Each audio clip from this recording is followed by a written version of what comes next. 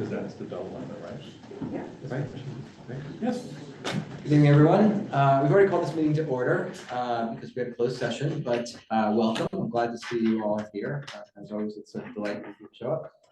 We're going to begin the meeting by standing for the Pledge of Allegiance, and then we will remain standing for a moment of silence in honor of our troops serving here and abroad. Pledge allegiance to the flag of the United States of America, and to the republic for which it stands, one nation, under God, indivisible, with liberty and justice for all.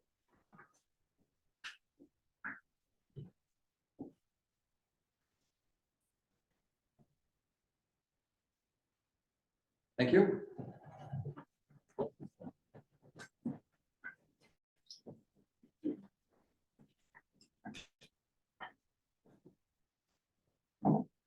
First on the agenda this evening is the approval of minutes. Cindy, we're going to break this into two separate sets because Councilwoman Lambert was not here for the 17th of August. Okay.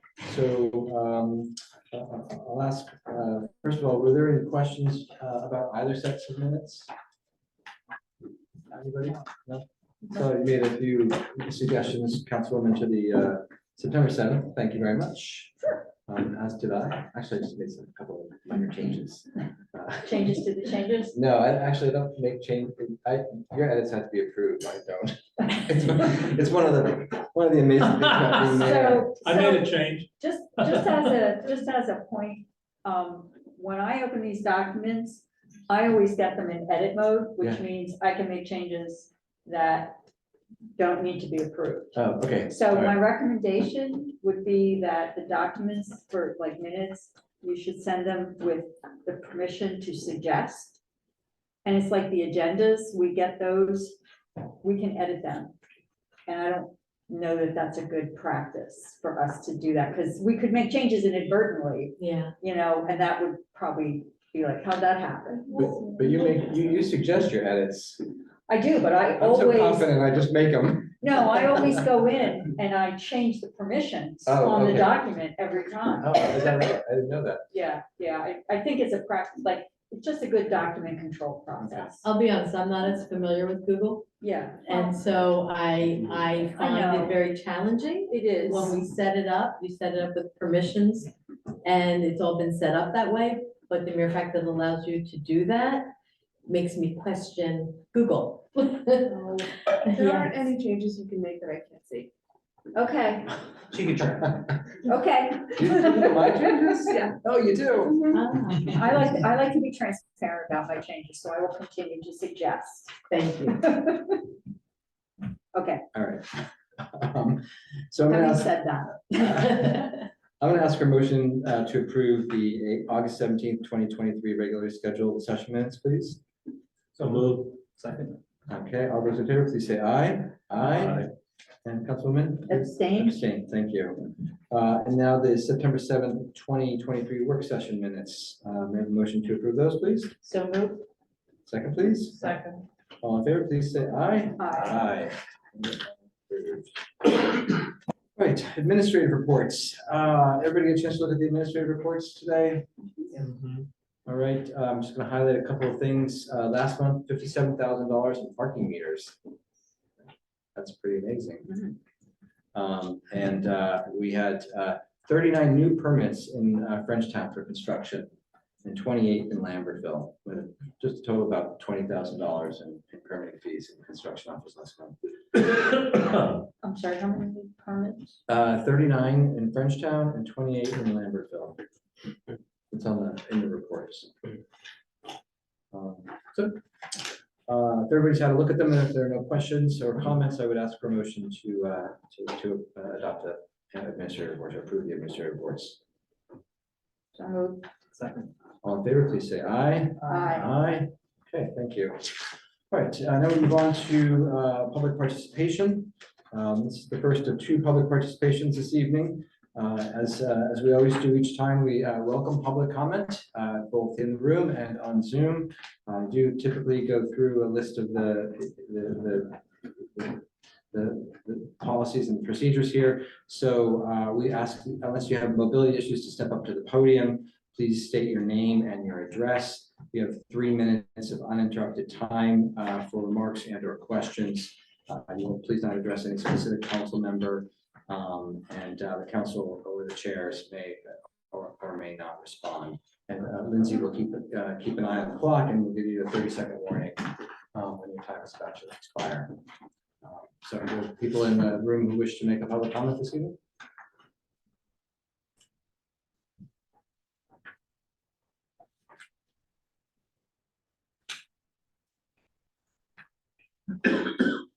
Jeff Tittle, 33 Wilson Street. But just wanted to comment on the grant for the stormwater utility. Today I was at a memorial for a very close friend, Marty Bierbaum, who worked at the DEP for many years in the Office of State Planning. In 1992, he was charged with coming up with a way of dealing with stormwater in municipalities. It was called the Whippany Project. He spent 10 years on it. And at the end of the day, he walked away fairly frustrated. And the reason I'm raising this issue is because the problem that he saw was, one, getting the towns and the watershed to coordinate and cooperate. Two, dealing with existing developed communities and how you retrofit. Three, having the political will for towns to rewrite their ordinances and zonings to limit development in environmentally sensitive areas. And then the fourth was resources, how to pay for it. And those questions are still there in front of us. And so as you go forward with this grant, you need to figure out what the cost of administration is going to be, what model will work for this community, whether it's having the council keep responsibility, sewage authority, or set up a separate entity. And then you have to look at the costs that are involved in not only administration, but in different types of projects.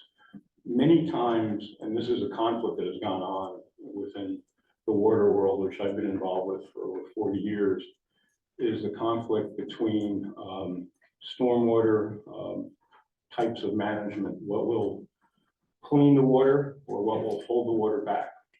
Most stormwater projects like wet gardens are more for water quality than for water control or mitigation. And then there's a whole issue of dealing with flood control, which is a separate entity. And sometimes the different agencies will work at cross purposes. For instance, something that may work on water quality, the Soil Conservation Service will say will cause erosion. Something that will work on holding back flooding could, cause a stagnant pond or something. You have to make sure that you have other controls. And then the other point is the big issue of where the water goes.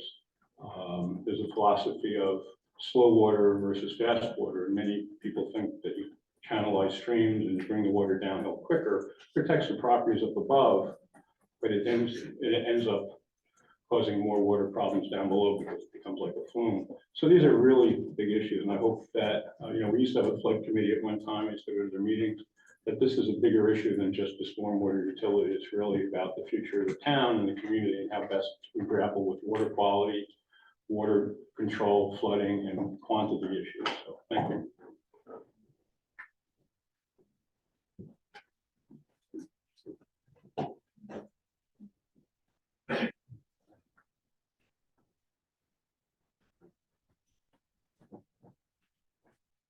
Good evening, folks. Dave Bird, 255 Brunswick Avenue in Lambertville.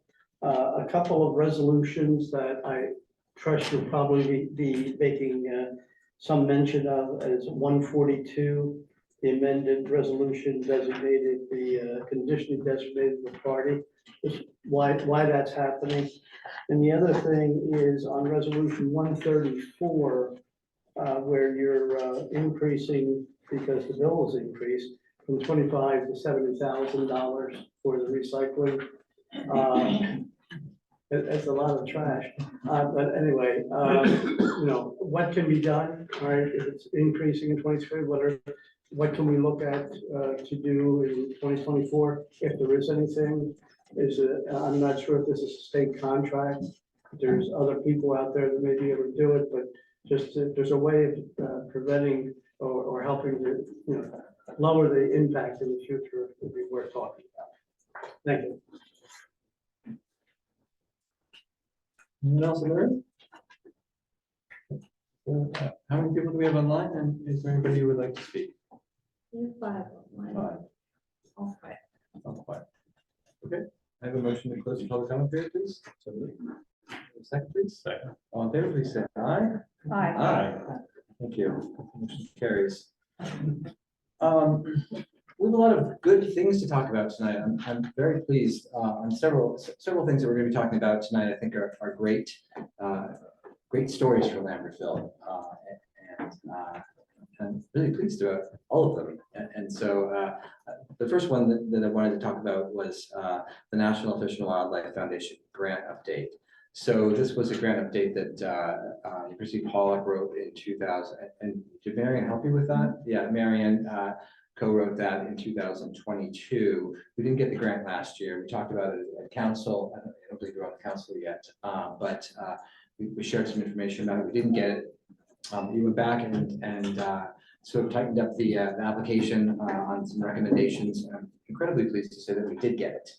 And I've asked Christy and Marianne here this evening just to give us a 5 or 10 minute kind of recap of what the grant is going to look like, and you know what its primary goals are, and that kind of thing. And also to really say thank you for this incredible work.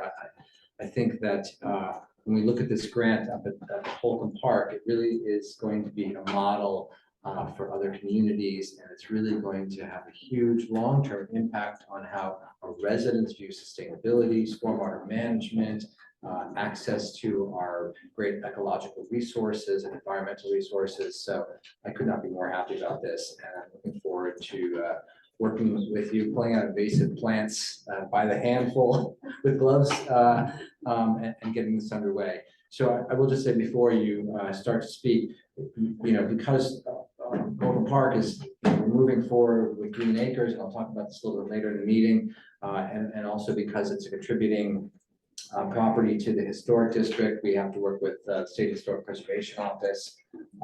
So it's going to be, it feels to me like it's going to be complicated, but I know we have people here who are going to guide the process all along and make it a huge success. So with that, I don't know who would like to speak. We have Lindsay who's just going to bring up maybe 1 or possibly 2 slides of just the plan.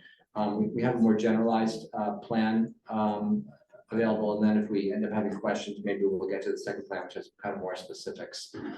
I would also note for everybody here that this application is online if you go into the residents tab on the city website, go to Holcomb Park. It's the first kind of line item there, so you can review the entire application. You can look at this this plan, this concept, and you know, sort of inform yourself a little bit more about how wonderful it's going to be. So whoever's going to speak, or if you're both going to speak, if you could just step up to the podium and launch out. We're both going to speak. Great. All right, good evening, everyone. So as interested, we have the city was awarded a grant. Can you bring the Speak into the mic. microphone closer? Thank you. So I did this last time. The city was awarded a grant from the National Fish and Wildlife Foundation. These are very competitive grants, so this is quite an honor to receive it. They usually go towards very large projects, a couple hundred acres, a couple thousand acres. So for a project of the size, it's very noteworthy. But anyway, so the grant is to restore approximately 4.6 acres. The restoration includes really 3 components. Involves the repairing forest, enhancing it, which really means pulling out those invasive species and planting shrubs and trees. And then, I don't know if you guys can see that, but it's the area that's in green. So it's right in the riparian area, which is immediately adjacent to the stream. It also includes stream stabilization. So we saw after Ida, there's a lot of movement in the stream, which isn't always a bad thing, but there are historic structures that need to be preserved. So it's about reducing any further erosion. And then the creation of wildlife habitat, and that's really through the riparian area as well as the wildflower meadow and the successional forest. And really what we're talking about successional forest is sort of letting that upper part of the meadow do what nature wants to do, which is, you know, eventually grow trees and have lots of grasses and things that will attract avian species as well as butterflies and other little critters. The main goal really, one of the primary emphasis is stormwater management and how that water is managed off-site. Currently, it's maintained lawn. Lawn effectively acts like pavement. It does not absorb stormwater. I'm sure we're gonna have a lot of these discussions in the future. But it acts like pavement. And so what we can do to keep water on that site and prevent it from going off is the main goal here. And we'll do that by changing some of the plant species, letting them grow, but letting their sort of above ground biomass grow. We let the below ground biomass, those roots grow even deeper, and it allows water to infiltrate. So we're going to be improving the water quality that comes off the site, as well as reducing the amount of water that comes off the site. So it's sort of twofold. Creating those wildlife habitat, like I said, and Marianne can speak a lot more to that, as well as public engagement. This is a NIF, we call the NIFWF, National Fish and Wildlife Foundation. Public engagement is a very key component of all of their projects. And so they want to see the public engaged at all avenues. And we've included that in the activities. You'll see the public's involved in developing the concept. So we have an initial concept that will be commented on. And just so everyone knows, the sledding hill will be preserved. I forgot to mention that it will be wildflower meadow, but it will be mowed in the fall time, just in time for winter. So we still have that activity. So I think that will be probably first and foremost on a lot of the community. But regardless, public, they'll be involved in the design process. They'll also be invited to do some of the invasive pulling and planting. There'll be a mowed path, so passive recreation will be a key component, and there'll be educational signage, so they can read about what's happening on the site, and there might even, we might include tips of what they can do at their house, such as the rain garden, or what they can do to keep stormwater on their property. And then, and Marianne, you can speak to it, but there will be butterfly events, and this might be a good segue to you, about some of the different activities. Sure. So Jeff, I really thought that this was the perfect segue to this project, because I think this is one of the first things that we're really doing in Lambertville. It's trying to both improve water quality and manage stormwater. And the extra benefit is that we get all this fabulous wildlife habitat right in the center of town. And it's great because the other side of it, so that is right next to Phillips Barber Road. The other side of Phillips Barber Road, we have the Nature Trail on Music Mountain, which we're in the process of expanding from about 1,800 linear feet to over 6,000 linear feet. So we'll have fabulous diversity of habitats right in the center of town, available to most people to, get to their walking or driving easily. And it really will, be friendly to wildlife. One thing that I think people are really guilty of, all of us, okay, not me, is that we don't really realize we don't really realize how interdependent we are with other species, plants, and animals. We really need them. And this is just such a fabulous habitat that's going to be developed that manages stormwater, that helps to purify the water. By the way, we're going to try to measure the water quality before and after. But it's fabulous habitat, and it's, we'll just learn so much. There are butterflies that are trying to migrate. There's some, everybody knows about monarchs who fly south at the end of the season. There are other butterflies that are like, hey, we're Southerners, but let's fly north. Maybe we can expand our range. And in these days of climate change, we're going to be providing habitat for those butterflies to find new home to expand their range here. So anyway, I think it's pretty cool, and I'm pretty excited about it. Thanks, Christy, for coming up. That's it for me. All right, thank you so much for coming and for all of your work already on this, and for all of your future work on this. I'll be right there with you, and I'm sure many members of the community will as well. So thank you. Thanks. I think we're just going to. Does council have any questions for either of these ladies? Oh, too bad you can't make it snow, so we can use the sledding hill and clear out, one or two, Just a statement, it's great what you're doing. I mean, it's very fortunate that we're able to take a piece of property out of the private hands that we're in and put it into the public. So something as as wonderful as you got the grant to do. If hindsight, if we didn't own this, if we didn't purchase this property with all the controversy that went around it, you would not be able to do such a wonderful thing for the people who live in this city. So thank you very much. $320,000. It's an amazing sum of money and an incredible project. Thank you again. Sure. Thank you a lot in this year and a half, or however long it takes to get it all so done. Anything else from the council? All right. Moving on. Lindsay, do you want to turn the rest of the lights on? Or do you guys like being out in the dark? A little popcorn? It's a lovely night. No snoring. No snoring, that's right, not allowed. The consent agenda. The following resolutions on a consent agenda are considered routine and shall be enacted by one motion. If anybody on the council wants to seek a separate discussion of an item, that item shall be removed and discussed separately. So just before I offer that opportunity to the council, I think that there are a couple of things I just want to highlight here. First, I would say that the 2022 audit, we've just now all signed that. That will be posted to the city website tomorrow. So anybody who's interested in having a look at the 2022 audit, you can review that tomorrow on the city website.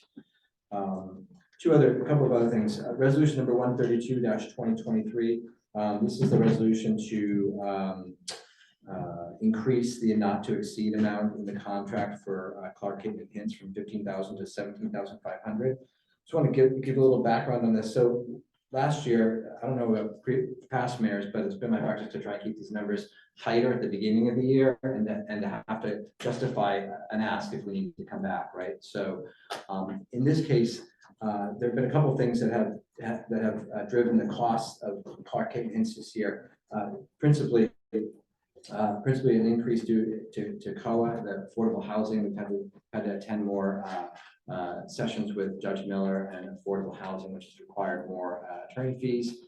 And secondly, the council has put in a considerable amount of time with Clark Caton & Hinds to come up with possible development scenarios for the village apartments. And we have done that and have expended some costs on that we didn't budget for initially in the year. I talked a little bit about these as we were doing it, when we had Michael Sullivan here, when we went to his office. So this should not be a surprise to the public.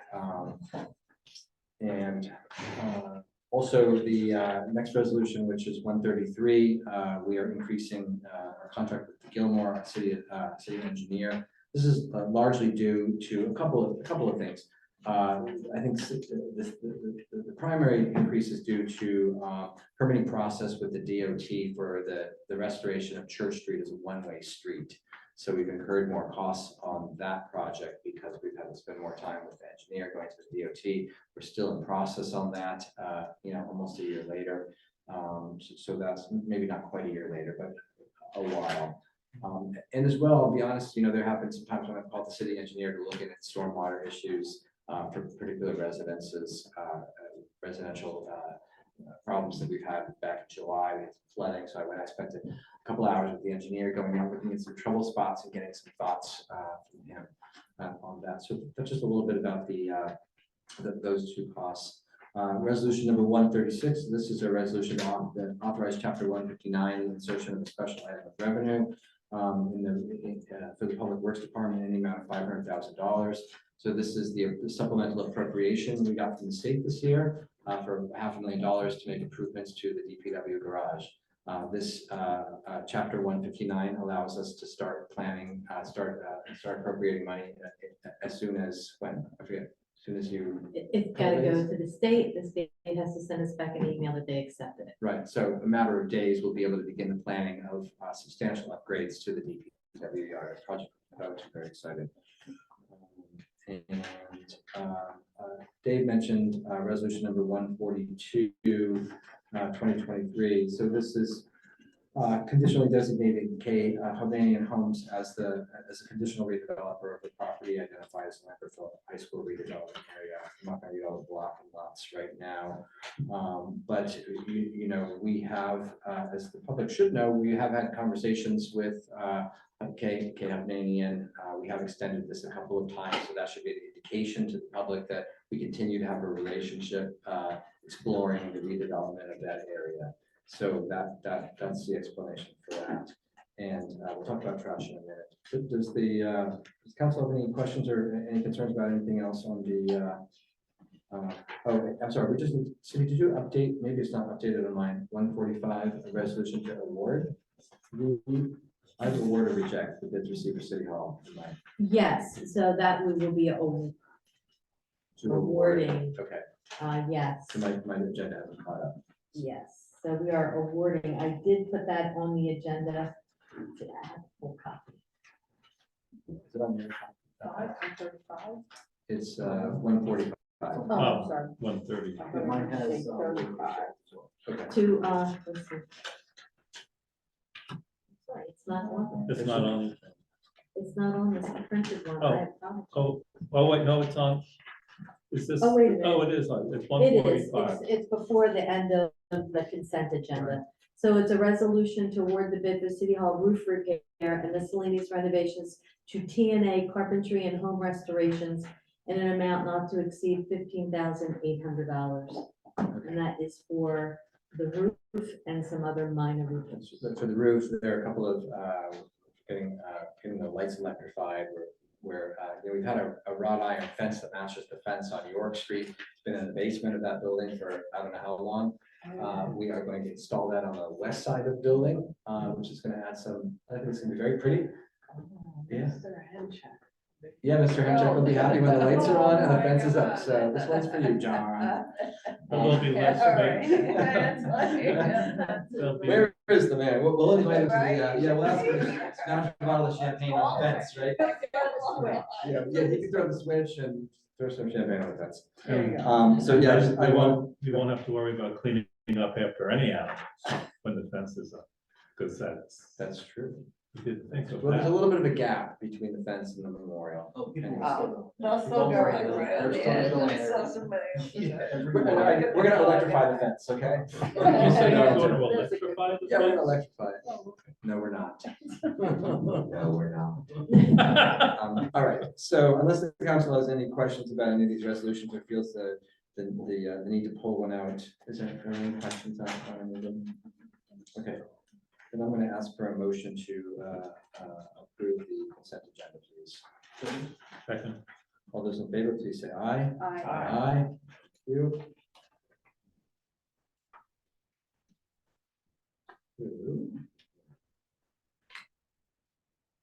So we pulled a couple things out of the consent agenda a little earlier. I think that resolution number 134-2023, this resolution to amend the not to exceed amount in the contract with Colgate for recycling services from $25,000 to $70,000 was worth pulling out of the consent agenda.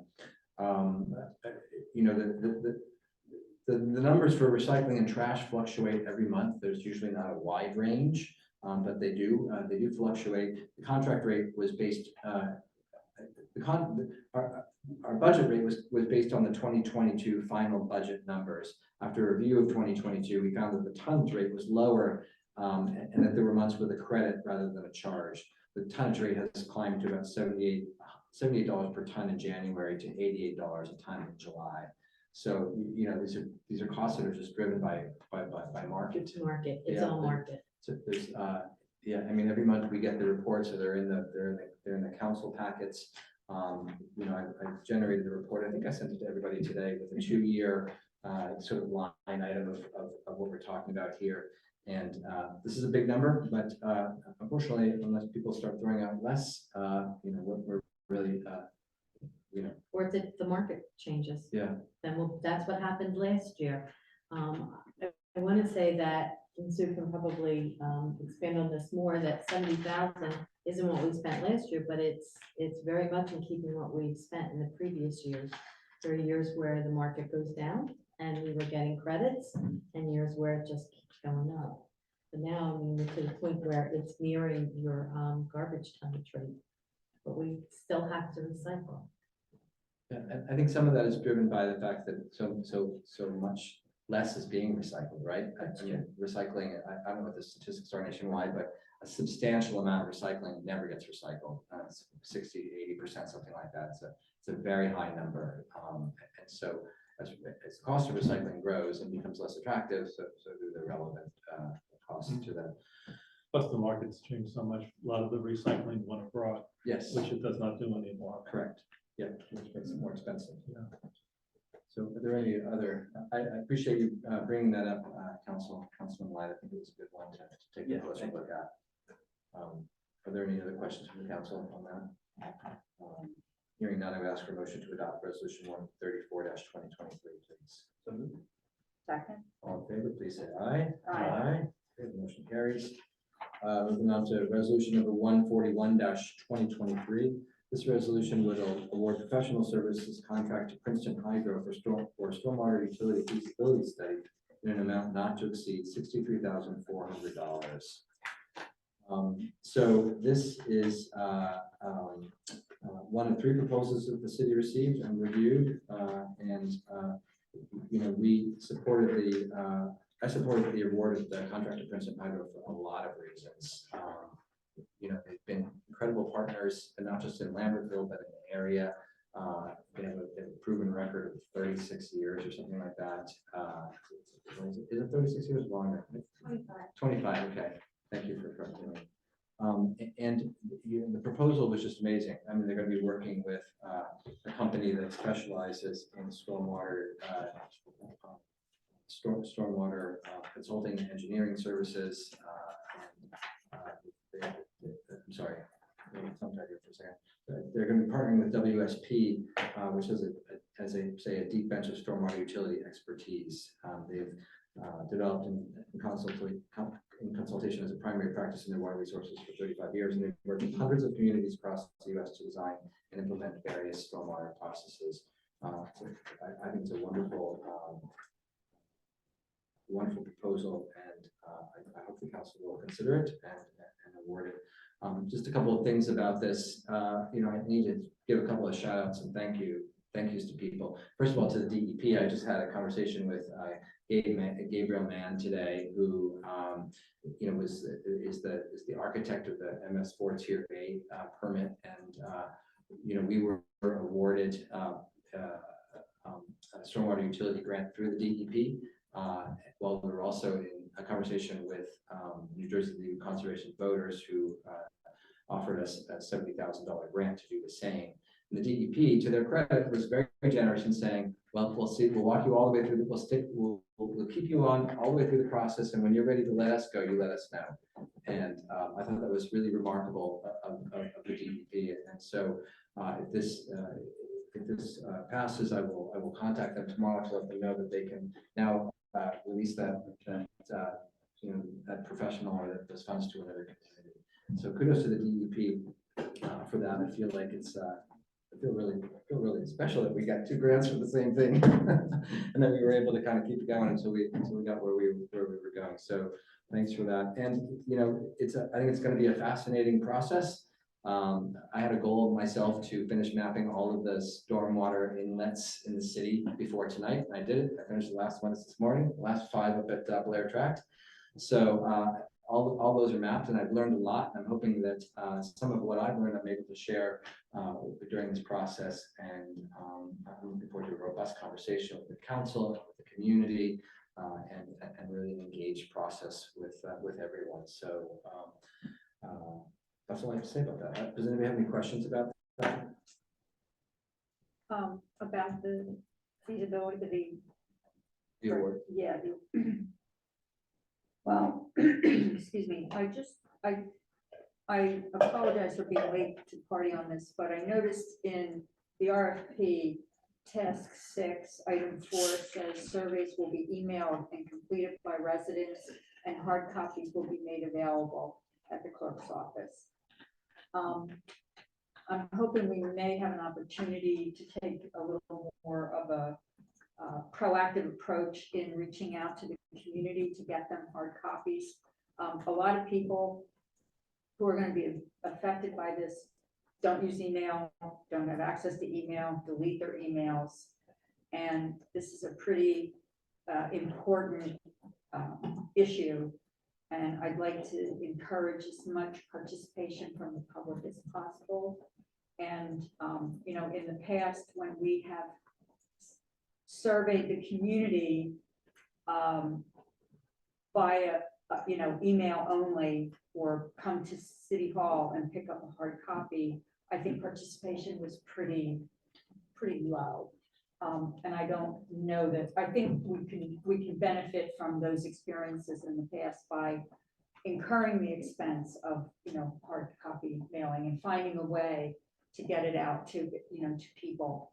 I realize it's labor and there's postage, but I think it's important enough that, people are gonna have to pay for this, and they should know what's happening, and we should give them as much opportunity as possible to be that, and not put it on them to, I think we're open to any suggestions if I'll you, come and help fold the letters. you know. Well, yeah, I'm willing to commit on the record in front of everybody that we will personally hand deliver everything to every single address in the city.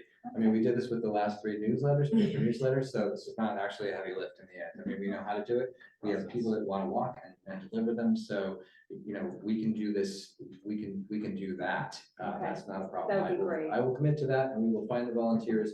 We'll deliver to every single house, every single residence in the city, Great. as well as providing, there'll be some mechanism for, if you do it by paper, you have to, let us know that, you're not gonna do it online as well. I don't know, we'll get it We'll all figure it sorted out. out, yes.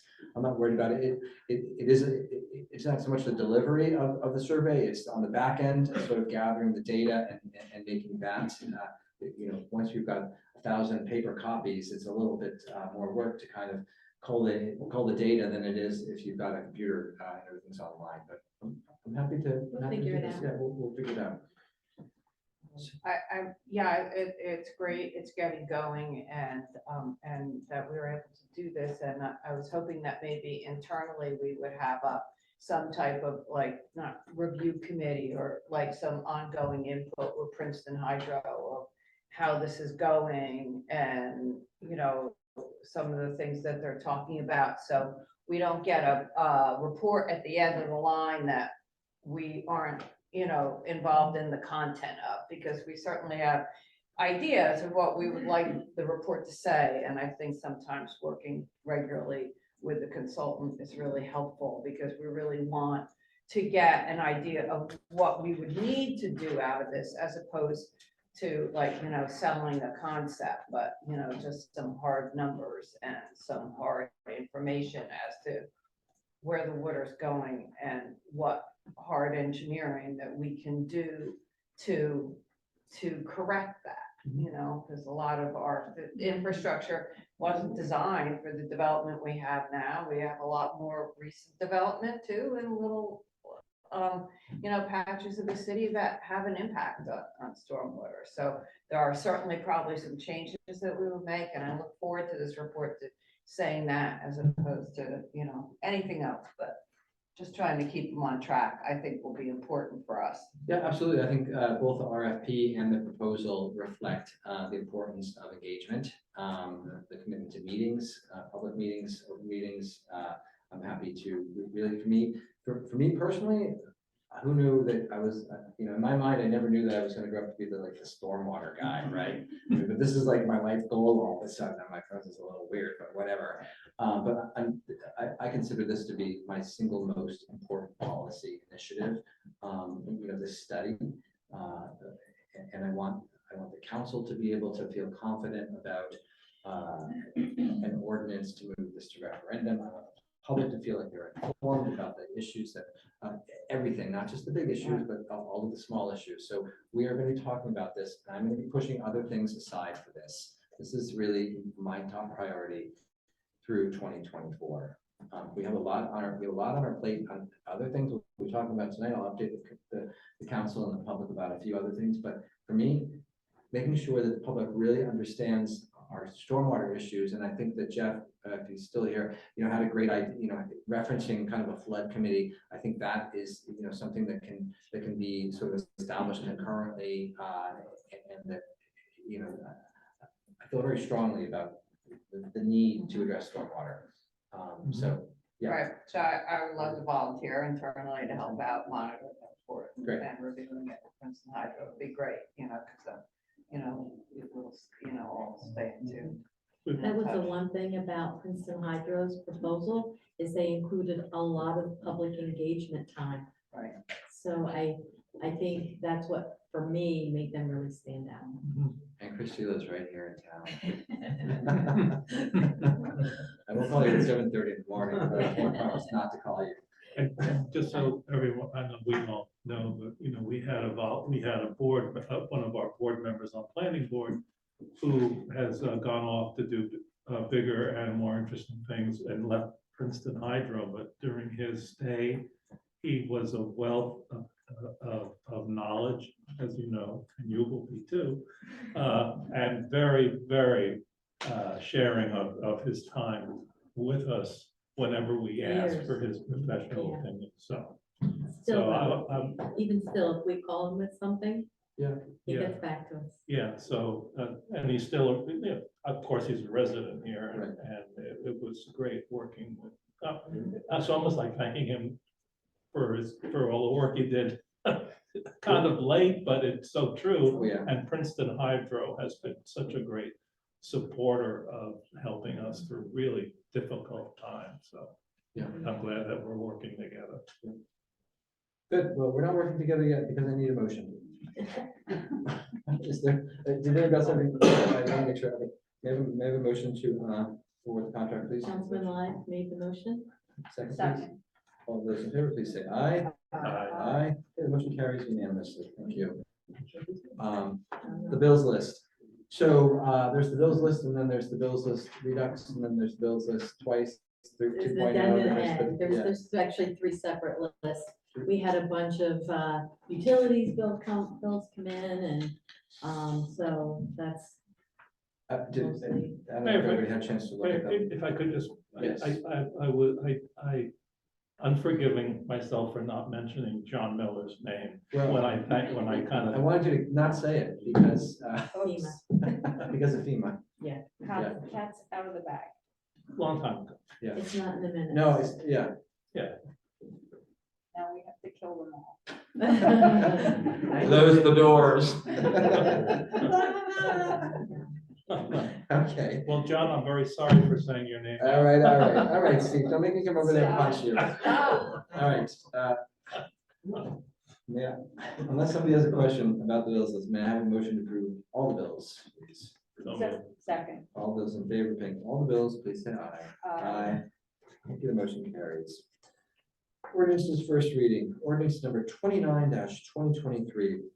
This is an ordinance to amend the Lambertville City Code 2015, chapter 7, section 7-4.8, to include a handicap parking space in front of 111 North Main Street in this city.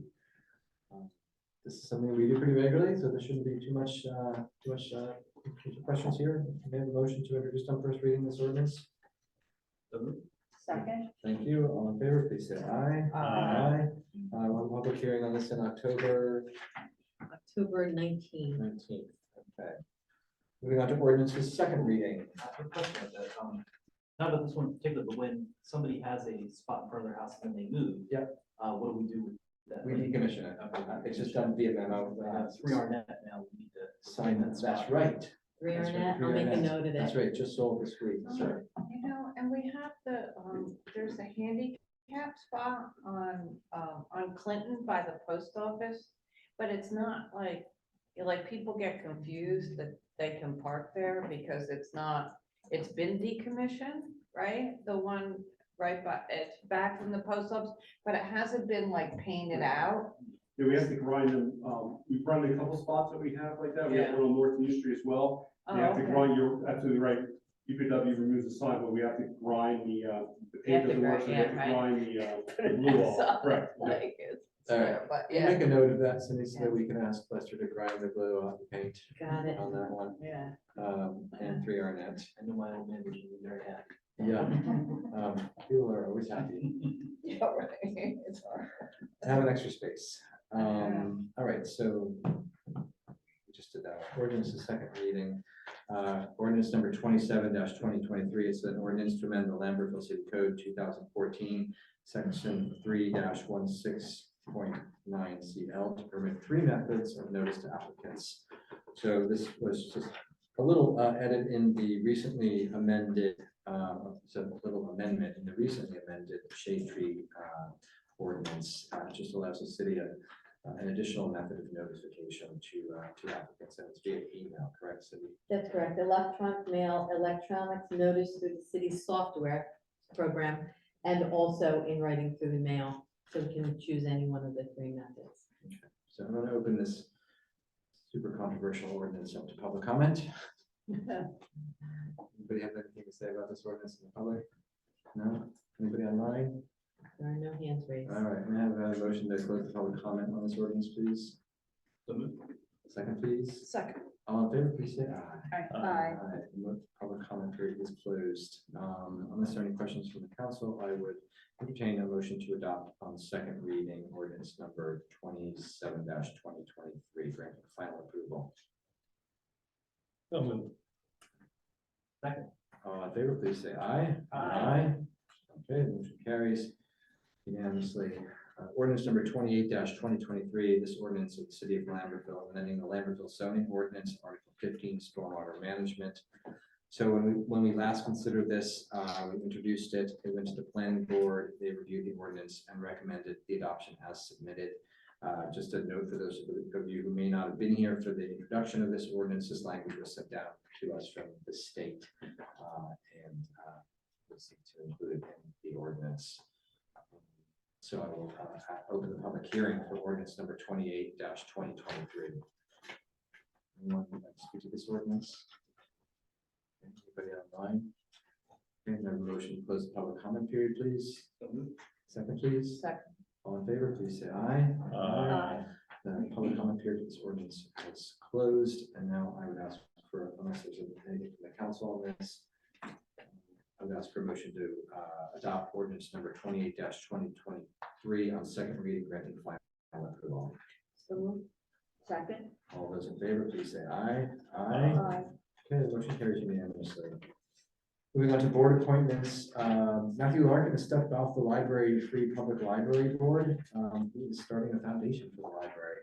So in order to do that, he felt it was appropriate, actually I think it is appropriate, right, to step off the board. And in his place, I'd like to appoint Ed Hogue, who has vast, long time library experience. I sent everybody his resume and his statement of interest.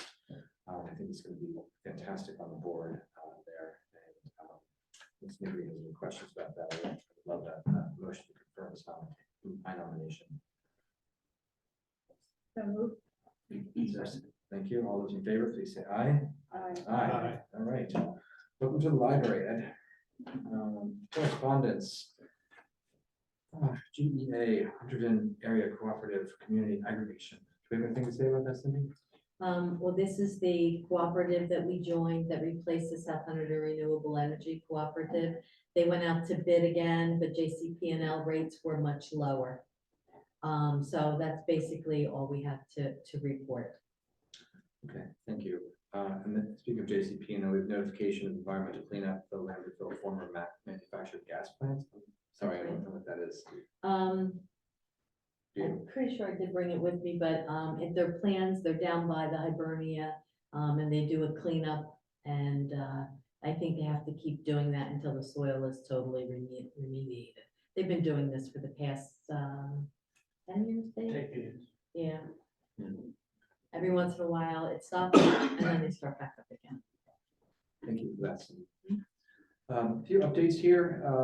We are going to have a meeting on October 17th at 7 p.m. here in the Pretoria Justice Center, a post-IDA community session. We talked a little bit about this. I haven't sent out kind of a formal announcement, but this is going to be an opportunity for the public to kind of come in and share their thoughts about their own personal experiences and after IDA, the community response, the city response.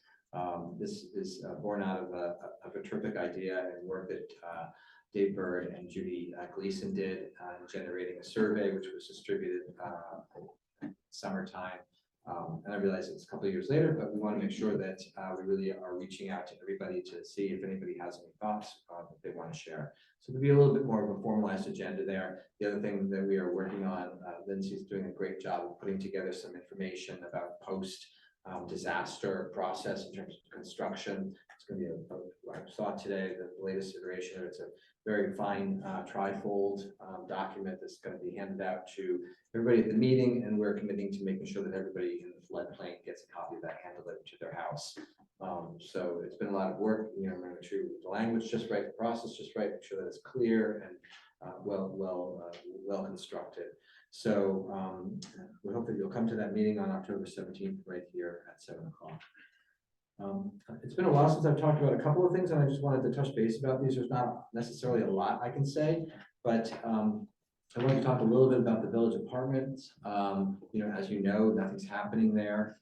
The city has met with the contract purchaser of that property. We had a meeting, I remember when that meeting was with Michael Sullivan 4 or 5 months ago. It was a public meeting in which we sort of looked at some potential plans. The council looked at some potential ideas for that site, for the redevelopment of that site. And all I'm going to say at the moment is, you know, I referenced a little earlier that our Clark Inns bills were a little higher, and some of that was because of the work that we were doing.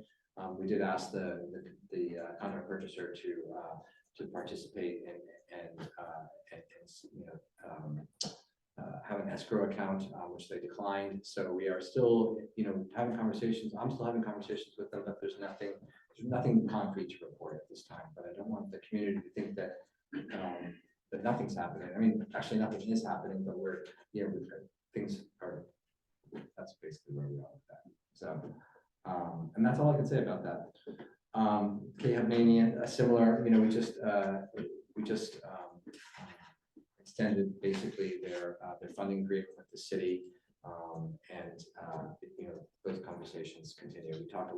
We had a public meeting in which some of the plan was the concept plan was distributed, so I could talk about it in terms of what was distributed at the public meeting. That was back in I forget the fall, I'm not sure, but certainly if anybody has any questions about that, I'm happy to share the minutes with you from that public meeting and whatever plans were made available to the public. That's all I can share at this time, but we are still, you know, in a relationship with them, and we'll continue to have conversations about that project. Green Acres up at Holcomb Park. I am working with Green Acres. I have a meeting with them scheduled on Monday. This process is taking longer than I would have liked, but it is moving forward. There are a number of things that Green Acres needs to do that they haven't done.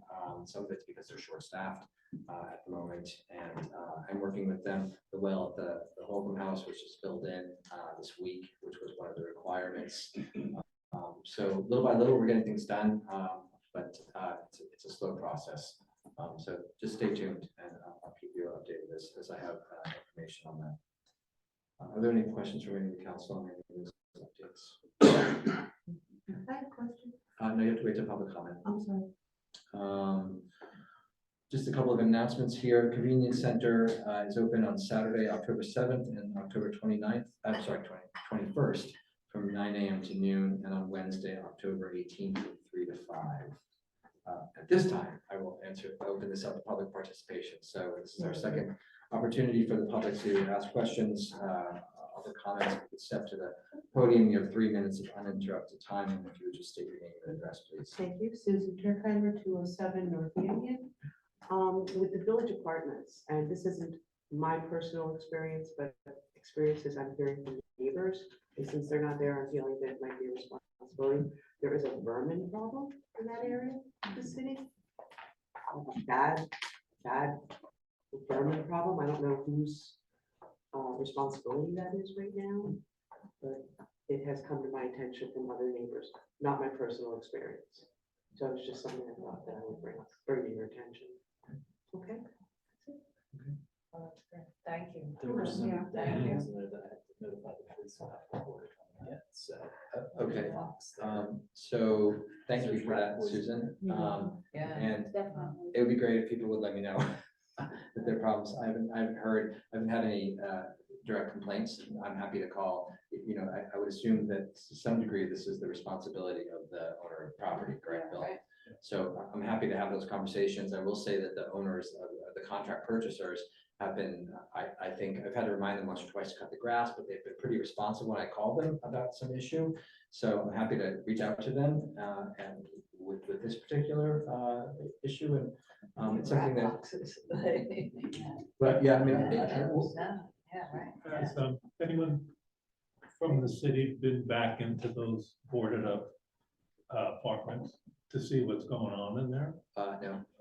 And is that is that where the vermin are living? We had a rat problem during COVID, when the restaurant shut down, like they started on York, yeah. So they were there's well crawl versed in space, the so rat there's issue. crawl space underneath the village apartments, Yeah. and when it flooded, nobody really ever gotten stuff out of the crawl space, so there's Yeah. still stuff that. Rotting Yeah, stuff. just rotting stuff. Rats like to eat that. And then they had put out a Right. lot of rat poison, and other animals unfortunately ate the rat poison, and they died, so. Yeah, you gotta do it right, so you don't, That was everything before, else. and I was just preface, that was before the contract purchase, which is true, that was the old owner, so. All right, yeah, Bill, did you have? Okay. All right, well, first I'm hearing of this, I'm happy to certainly make some calls and reach out, and I'll investigate the matter personally. I mean, I'll get the DPW down there, we'll take a look and see if we can make any determinations about, the seriousness of the problem. So, and I'll be happy to report that, report back, you bet. Is there anybody else in the room who would like to make a comment? Yes.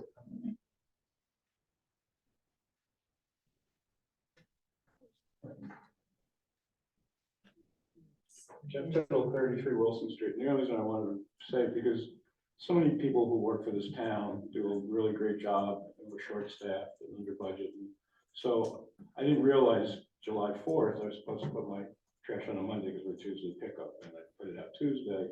And they came by on Wednesday afternoon, they checked around, and they took it. And the other issue, so I really appreciate it because we know how they're understaffed.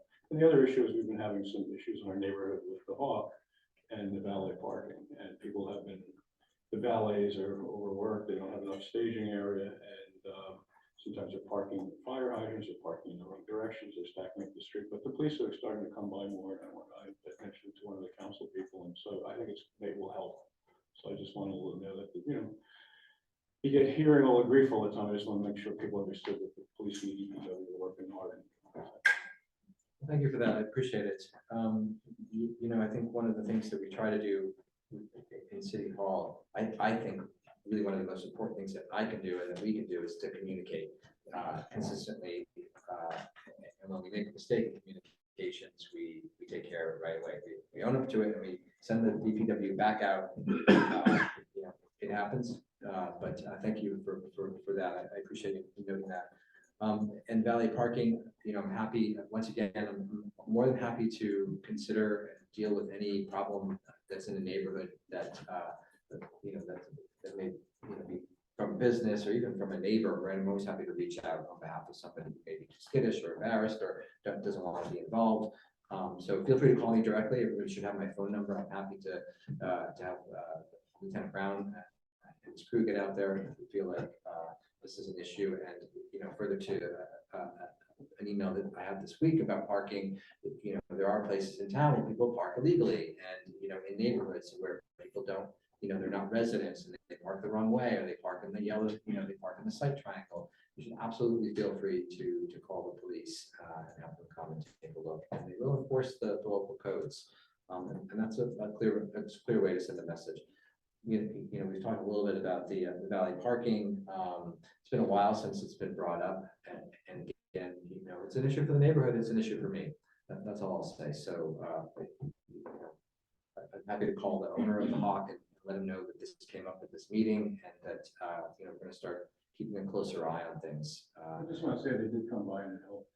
Part of it is they park in the lot and they fill that up before they start taking the cars out, and so then they get a backup if everybody rushes at once or if there's a rainstorm. Look, I think they're a great place. I'm not trying to put them in trouble, but the police come by a couple of times at that like 6:30, 7 o'clock rush and talk to the valet and help straighten things out. And so I think things are getting better. So I just want to. Good.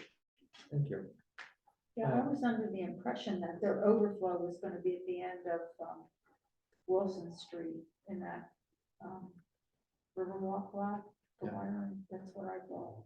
I don't know what the Okay. arrangements are. See, I think part of the issue is we don't really have a formalized process for any valet parking, so people are kind of, it's a little bit of the Wild West, Well, yeah, we've Yeah. talked, we've talked about this, there's the public right of way, right, and, unless we, enforcement is, I always come back to, how do we enforce things, right? That, it could be just a one-off evening where they're just crowded, and as Jeff said, it's raining, and people all leave at the same time, and it's just a bit of a mess, right? I'm not sure how we talked about, potentially looking at an ordinance for valet parking and managing that. I'm certainly willing to consider it, but again, the police can only be in one place at a time, so when there's a question or an issue or a repeat, I think if it's serious enough, if it continues to become an issue for the neighborhood, then we have to take a look at it, but if it's just occasionally, then, it's a little bit the price of doing business in the neighborhood.